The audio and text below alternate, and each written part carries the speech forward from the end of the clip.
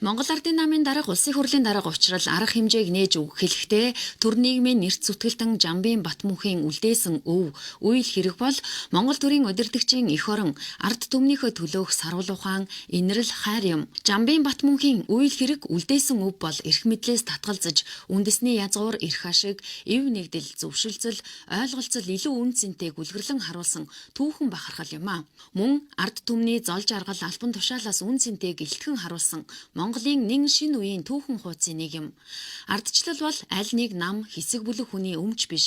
Ардчлал бол бүх монголчуудын амжилтын ололт Монгол хүн бүрийн эрхэмлэж явах үнэт эрх чөлөө юм гэдгийг онцоллоо.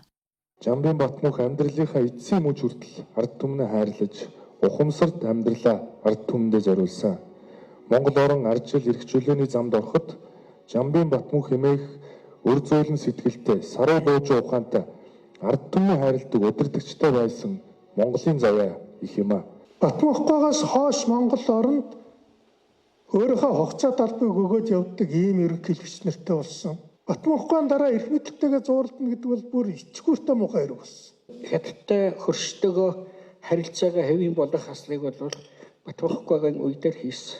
Анх өөрийн өмчтэй болж эхэлсэн.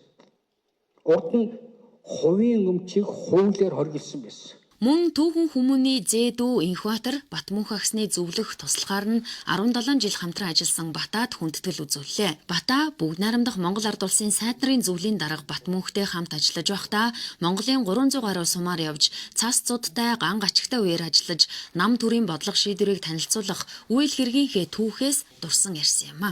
84 онд өөрөө намын дөрөвний ерөнхий нарийн гишүүн дарга их хурлын тэргүүлсэн дарга болцоод ерөнхий сайд дамжуулаад содон болгоомжсон шүү дээ.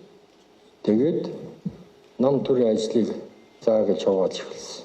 Хүндэтгэлийн арга хэмжээний үеэр чөлөөлөй цэгцлийн нэртэй 2 багт хуваарлагдсан залуус мэтгэлзээний үзүүлэх тоглолт хийж сонирхуулсан юм а.